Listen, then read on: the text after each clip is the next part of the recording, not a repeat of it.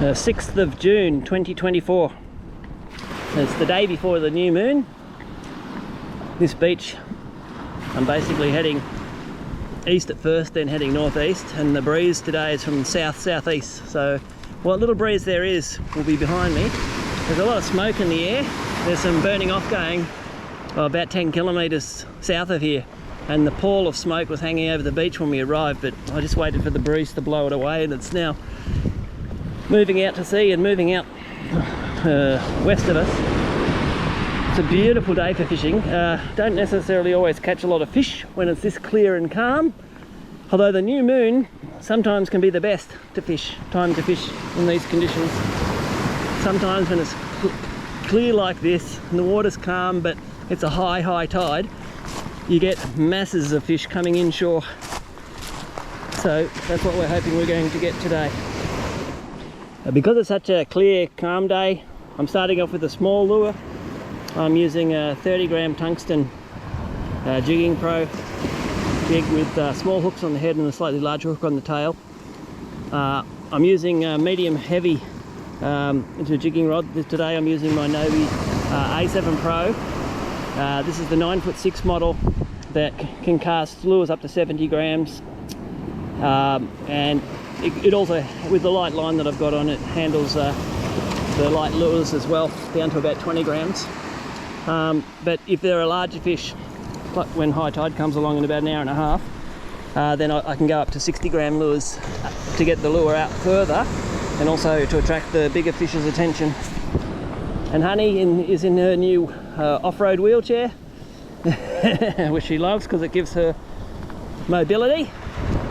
So we'll see how we go with that as well. There's a small patch of reef about 50 to 60 metres out there. It's about 20 metres wide and extends for about 60-70 metres away from me. And between the reef and the edge of the beach here, there's a deeper than usual gutter. And in this gutter, we often get schools of salmon congregating, and also flathead, from little baby flathead all the way up to monster over 70 centimetres. So I'm casting my lure, the 30-gram tungsten jig. I'm casting it out to land it over the reef, and then I'll be jigging it as it goes over the reef without letting it hit the bottom so I don't get snagged. And then usually either over the reef or along the edges is where I get fish here. Yeah, so that's about a 75-metre cast with this little 30-gram jig. I let it hit the bottom because I didn't land it on the reef, I landed it just to the right of the reef.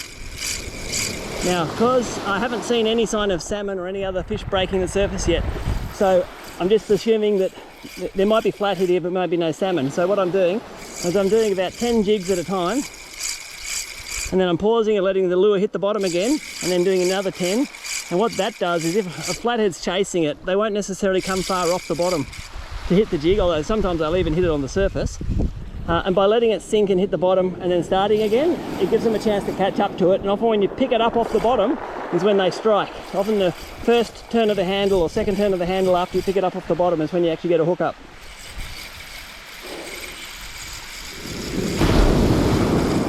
Now my reel is a bit noisy today.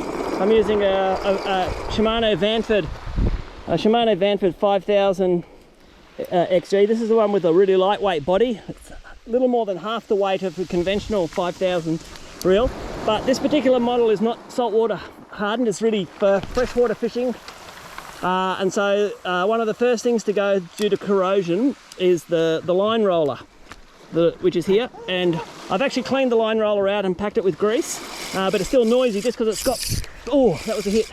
My drag was too low.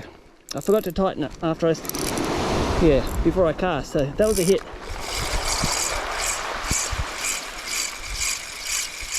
Yeah, so the line rollers on my reels, normally the line rollers or the rollers in the handle, the bearings in the handle, are the first to go because they're exposed to salt water, and they do a lot of work. I've got a bit of weed on again, or I've hooked the leader.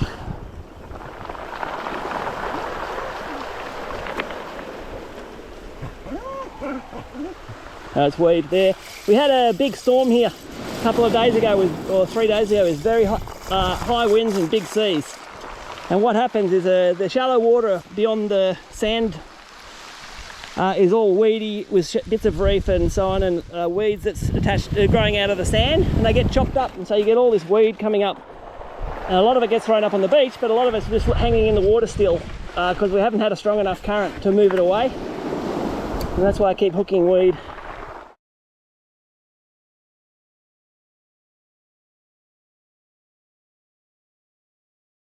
Okay, I just hooked the first fish. It's only a small one. It might actually be a flathead rather than a salmon. I hooked it way out. I did about an 85 metre cast, and I hooked it at the extreme. Oh, now it just got heavier. So I might have got one of the hooks stuck in a fin or in the side of it, or maybe I got a double. Another fish might have grabbed the lure as well, because it just got suddenly much bigger.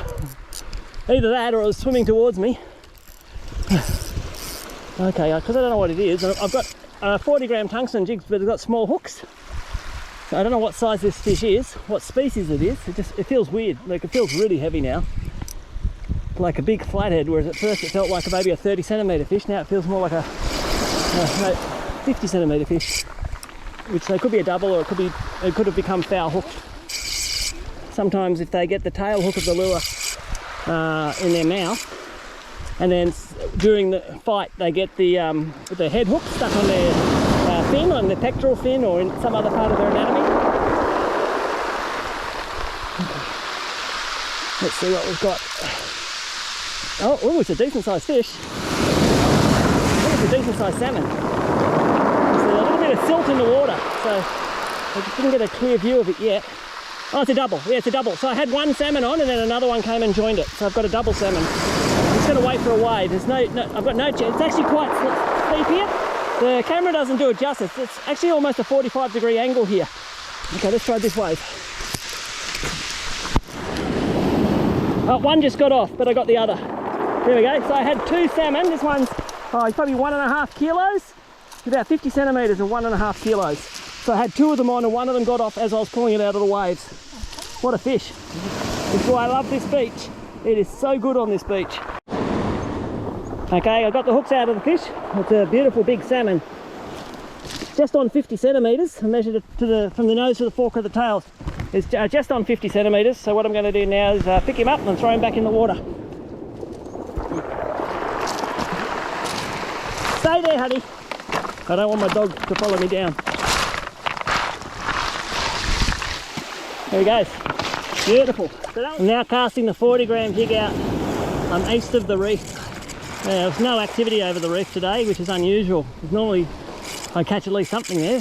There's nothing over the reef today. It was all before high tide. So it may be that today, because it's so clear and calm and such a clear blue sky, that the fish came in with the tide, and then once it got to high tide, then they all just went out again. Because I'm not seeing any bird activity, any fish on the surface. I'm only seeing salmon about 20-25 centimetres every now and then following the lure, but not hitting it. And I'm not just casting out perpendicular to the beach. I'm casting out sometimes parallel to the beach, sometimes at like a 45-degree angle like that.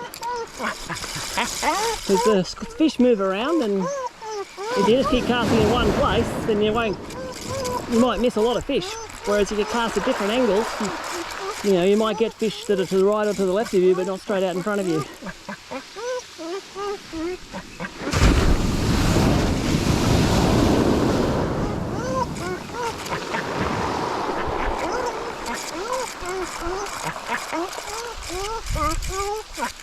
Oh, there's a standing wave, and here it comes rolling. It's pretty cool. This thing won't stay straight. I just had a fish on and lost it, and then I kept retrieving, and then I hooked another one. So clearly there's a school of decent sized fish here. It's a big one. I want to make sure the camera's pointing where the fish is. It's a good sized fish. Yeah, there's a patch of reef about 120 metres out there, and I can make it out to about 90. Oh, this is a big fish. Oh, he just about jumped then, but didn't.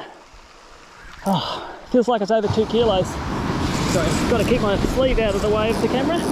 Now, if I hold my rod down low like this, it can actually help prevent the fish from jumping as much. If you hold your rod up high, then it tends to bring them to the surface and they do more jumping. So one of the things I've learned on this beach is keep your rod. Oh, he got off just then. He just got off. That was a salmon over 2 kilos. Now, before I cast again, I'm going to just make sure I haven't blunted my hooks by hitting the cobbles. So stick my rod handle into my boot. It's one of the reasons I like wearing boots or waders up here. There's nowhere else to stand the rod up. Okay, I'll start with the tail hook. I hold it so that it's perpendicular to my nail and it should stick like that. Okay, if it skids across, then it's not sharp. So this is called sticky sharp. See, that one's not sharp. That one is. So this hook here, it wouldn't necessarily hook a fish properly. It wouldn't get into the bone, like when you strike hard and try to drive the hook into the bone. It wouldn't necessarily hook it, and it wouldn't catch in the mouth as easily because it's just not sticky. So I do the inside of the point first, like this, and then I do this to get a clean, any burrs on the surface of on the tip of the point get cleaned off. Still not quite right. So I'll do the other side now, just on a slight angle. And then again, like that. Yeah, that's sharp now, digging straight in.